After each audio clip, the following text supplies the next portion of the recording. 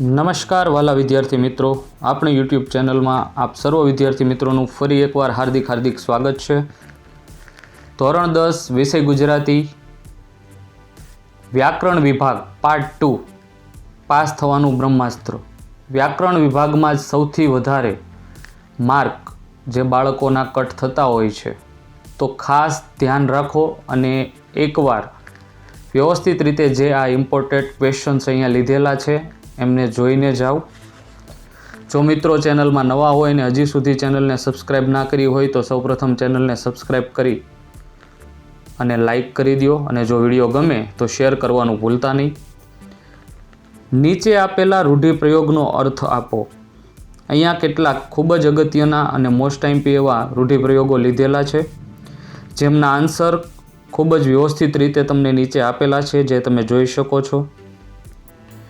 ત્યાર પછી પેટા પ્રશ્ન આવે છે કે નીચે આપેલ કહેવતનો અર્થ લખો। તો અહીંયા કેટલીક ખૂબ જ અગત્યની એવી કહેવતો લેવામાં આવી છે, જેમના જવાબ વ્યવસ્થિત રીતે નીચે તમને આપેલા છે। ત્યાર પછી શબ્દ સમૂહ માટે એક શબ્દ, જે પણ ખૂબ જ અગત્યનું છે। વ્યાકરણ વિભાગમાં મિત્રો માર્ક કટ ન થવા જોઈએ, જેનાથી તમે સારો એવો સ્કોર કરી શકો છો। અહીંયા કેટલાક ખૂબ જ અગત્યના એવા શબ્દ સમૂહ લીધેલા છે। ત્યાર પછી પેટા પ્રશ્નો, જેમની અંદર આવશે વિરુદ્ધાર્થી શબ્દ લખો, જે તમે અહીંયા જોઈ શકો છો। કેટલાક ખૂબ જ અગત્યના એવા વિરુદ્ધાર્થી શબ્દ લીધેલા છે। જો મિત્રો વિડીયો પસંદ આવ્યો હોય તો વધુમાં વધુ વિદ્યાર્થી મિત્રો સુધી શેર કરો। ત્યાર પછી પેટા પ્રશ્ન, અને ખૂબ જ અગત્યનું કે ખાસ કરીને વધારેમાં વધારે બાળકો આ ક્વેશ્ચન જે છે એમની અંદર જ અટવાય છે કે વાક્યને કર્મણીમાં ફેરવો। તો અહીંયા તમને કેટલાક વાક્ય આપેલા છે, જે તમે જોઈ શકો છો। ત્યાર પછી પેટા પ્રશ્ન, નીચે આપેલા તળપદા શબ્દનું શિષ્ટ રૂપ જે તમારે લખવાનું છે। તો અહીંયા કેટલાક તળપદા શબ્દો છે જે આપેલા છે।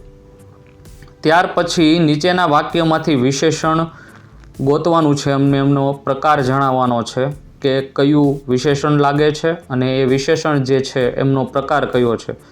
તો કેટલાક વાક્ય અહીંયા તમને મેં દર્શાવેલા છે, જે તમે જોઈ શકો છો સ્ક્રીન પર। ત્યાર પછી પેટા પ્રશ્ન આવે છે કે નીચેના વાક્યમાંથી ક્રિયા વિશેષણ શોધો અને એમનો પ્રકાર જણાવો।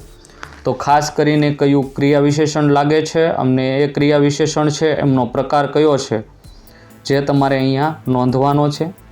ત્યાર પછીનો પેટા પ્રશ્ન છે, નીચે આપેલા શબ્દના ધ્વનિ ઘટકો છૂટા પાડવાના છે, કે જે ઉત્કૃષ્ટ ઉદાહરણ તરીકે આપેલું છે। તો કઈ રીતે આપણે એને સ્વર અને વ્યંજન છે જેમને છૂટા પાડી શકીએ, તે અહીંયા તમને કેટલાક ધ્વનિ ઘટકો છે જે દર્શાવેલા છે।